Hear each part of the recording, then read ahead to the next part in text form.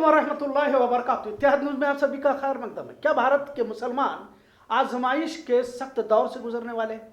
आज का सवाल। बहुत सारी तब्दीलियां वारदातें रोजाना देखी जा रही है। आखिर भारत में मुसलमानों पर किस तरह का आजमाइश का दौर आने वाला है, समझ में नहीं आ रहा। आज अयोध्या में मुसलमानों की तरह टोपी पहनकर कुरान की तौहीन और बुरे जानवर का गोश्त और नबी करीम पर तौहीन आमोज अल्फाज की तहरीर के साथ कुछ हिंदुत्ववादी फसाद बर्पा करने की कोशिश कर रहे थे, लेकिन पुलिस ने इन्हें पकड़ लिया। कुल 11 लोगों की टीम, जिसमें खासकर महेश मिश्रा और प्रत्युष श्रीवास्तव, इनका दिल्ली फसाद से भी वास्ता होने की बात कही जा रही है।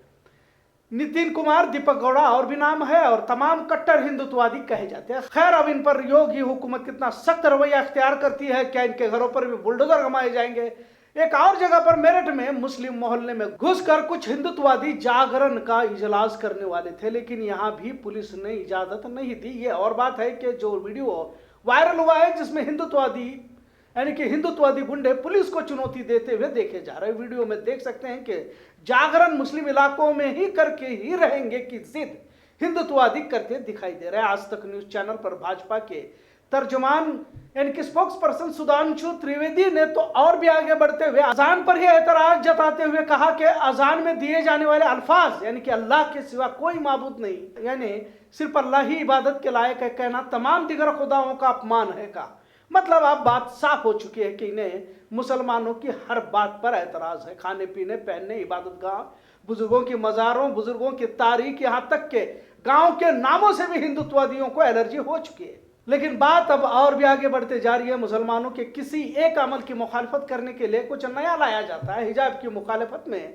जैसे भगवा शाल पहनकर हंगामा खड़ा करना, जिसे हुकूमतों की भी शय मिलती रहती है, जाहिर है दोनों को रोक दिया जाता है। इसी तरह हलाल की मुखालफत में झटका अब अजान पर एतराज करते हुए यूपी में 4000 से भी ज्यादा मस्जिदों से स्पीकर इसलिए उतारे गए क्योंकि मंदिरों से भी स्पीकर निकाले जा रहे हैं। अब कई जगहों पर कुछ मंदिरों को गिराया जा रहा है और ये भी एक साजिश के तहत ही है। जब मंदिर गिराए जा सकते हैं तो मस्जिद क्यों नहीं, ऐसा सवाल भी लाजिमन उठाया जा सकता है और यही इनका मंशा होता है। वरना मंदिर गिराने के बाद भी इनकी खामोशी बहुत कुछ बयान करती है। लिहाजा बात आगे बढ़ते हुए अल्लाह के सिवा कोई माबूद नहीं यानी कलमे तैयबा पर ही उंगली उठाना शुरू किया गया है। अब इन तमाम मामलों में मुसलमानों की खामोशी, ऐसा लग रहा है कि क्या वाकई कहीं अक्सर ईमान के दायरे से तो हट नहीं जाएंगे?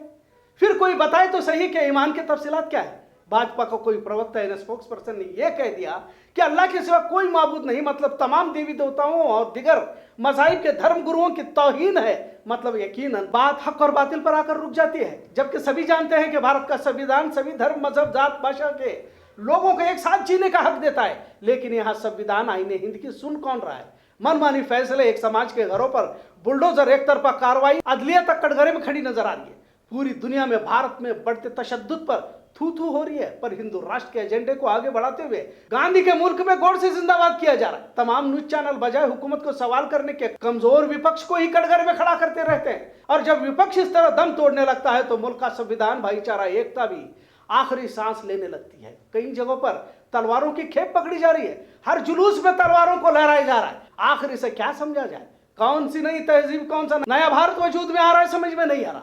हर शहर में फसाद करने की मुकम्मल कोशिशें जारी है। मुसलमानों का लिबास, टोपी पहनकर गलत हरकतों को अंजाम देकर एक समाज को निशाना बनाने की तरकीब तकरीबन जगहों पर अमल करने की कोशिश हो रही है। अब योगी आदित्यनाथ जैसे वजीर आला से क्या उम्मीद कर सकते हैं, क्योंकि जो भी हो रहा है इन्हीं के तो इशारे पर हो रहा है, ऐसी बात कही जा रही है। पर सबसे बड़ा सवाल तो मुसलमानों के दीनी ईमानी तहफ्फुज का है। जब मामला इस्लाम की बुनियाद तक पहुंच जाने के बाद भी किसी तरह का रद्द अमल यानी किसी तरह का एहतजाज, मुतालबा तमाम मुस्लिम जमातों की जानिब से ना करना और खामोश रहना, इसे क्या समझा जाए? क्या वाकई भारत एक नस्ल कशी की तरफ बढ़ रहा है और मुर्तद होने का तूफान भी भारत में देखा जाएगा?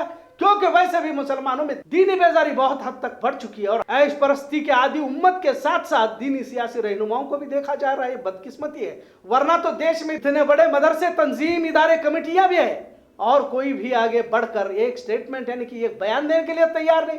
अजान के बहाने ईमानी तालीमात पर हमला होने के इम्कान पूरे रोशन है।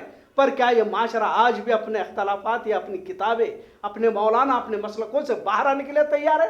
या सभी को ऐसे लग रहा है कि सब ठीक ठाक है? मुसलमानों को चाहिए कि संविधान को लेकर अपनी आवाज उठाए।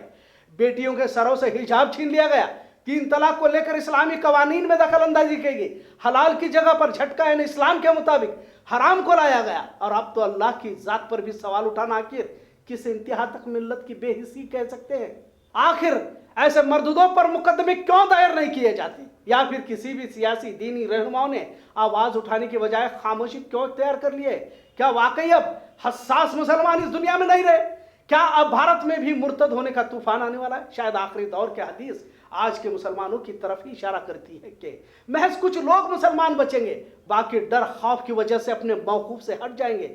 उस दौर के याद करने की जरूरत है जब बिलाल रज़ियल्लाहु अन्हु के सीने पर पत्थर रखकर तपती धूप में रेत पर घसीटा जाता था और हजरत बिलाल अहद अहद कहते थे। शायद तारीखी वाकयात महज कहने सुनने के लिए ही बचे हैं, पर यकीनन मुसलमानों को माल औलाद के नुकसान से आजमाया जाएगा। क्या इसके लिए आज की दुनिया परस्त, मादा परस्त और मुफाद परस्त में डूबी उम्मत बच सकती है? क्या वो इस तूफान से अपने आप को, अपने दामन को समेट सकती है? एक बड़ा सवाल है जिसका जवाब भी खुद ये उम्मत ही दे सकती है। इत्तेहाद न्यूज़ देखने के लिए शुक्रिया। अल्लाह हाफिज।